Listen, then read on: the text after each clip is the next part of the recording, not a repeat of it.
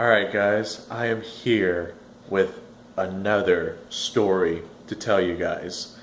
Now, this story specifically, I'm not even sure what to say about this story, but this story is definitely something that I myself would absolutely do. Like, whenever I think back about me doing this, I think to myself, God, that is like 100% me. That is as me as it gets. Okay, so I used to work at a Pizza Hut, right? And I worked there probably about like a year and a half or something. It wasn't too terribly long, but I worked there for quite a while. Like, it was my high school job. And once I graduated from high school, and moved down to my mother's house, I moved into an apartment, and that was how I got my income, from this Pizza Hut that I was working at, was my high school job. Well, eventually I ended up moving up north, and I obviously was not working at that Pizza Hut anymore. I have a lot of stories that I can tell from that Pizza Hut specifically. One of the stories I'd like to tell is the deep freezer. We had a deep freezer that was so insanely cold. It was one of those big walk-in freezers, and then there was another freezer in the back that was like an insane freezer. The freezer was at negative 40 degrees Fahrenheit. That is really cold, especially for a freaking freezer. It was ridiculously cold.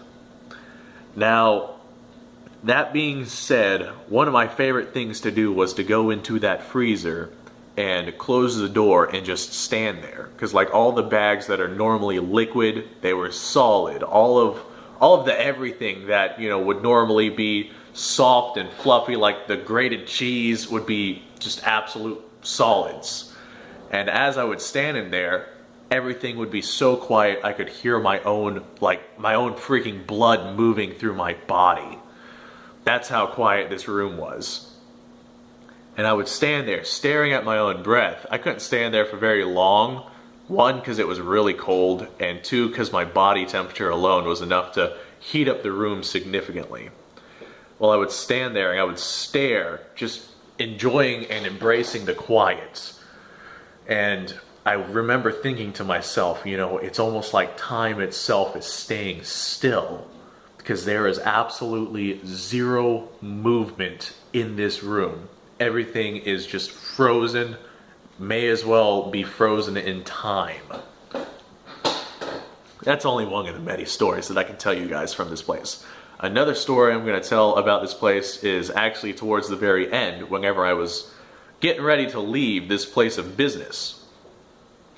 I wanted to go out, not necessarily with a bang, but I wanted people to remember me. So what I did was, we had a one-story Pizza Hut. It was just one story. On the roof was those little styrofoam type roof tiles that you can just put your hand on and push up and access the roof and whatnot. Well, I decided to myself, I want to do something that only I would ever do. And I want these people at this Pizza Hut to remember me because of this. So what I did, I'll never forget this. I decided to jump through the ceiling. Like, it was my last day. I was standing there and I was like, hey guys, watch this. And they were like, Sean, we know you, don't do anything stupid. And I did something very stupid. I decided, because I'm like 6 feet tall, all right? You can see right here, well, maybe not right here, because it's pretty high up. I'd say it was probably about this high or so. Yeah, that looks about right. A one-story building that was actually pretty damn small, now that I think about it. But I decided to jump through this foam ceiling. And I remember thinking to myself as I was flying upward into the air,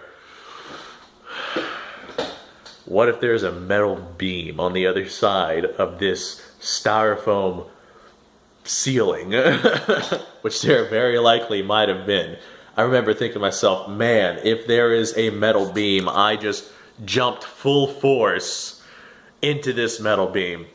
Now, thankfully, there was no metal beam, but I like stuck into the ceiling for, I don't know, a couple of seconds, like literal seconds. And like just my legs were hanging out. Like I jumped really hard into this styrofoam ceiling. And as it turns out, like, I guess there's fiberglass and insulation and whatnot in this ceiling. So that's actually what I stuck into before I finally slipped out and fell down. And everyone was laughing except for the manager. Needless to say, I ended up like not paying for that, but I also paid for that.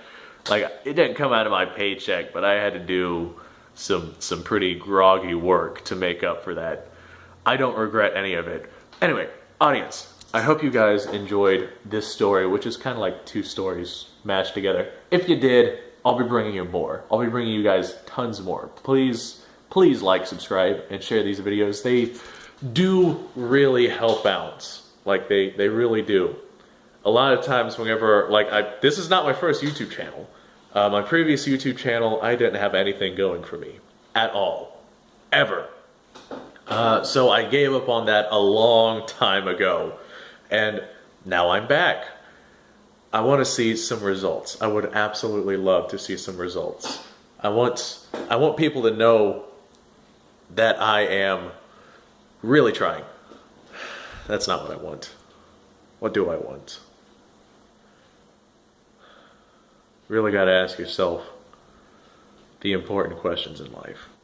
I want some freaking brownies. That's what I want. What do you guys say? I think I'm gonna go make some freaking brownies. You guys have a fantastic day.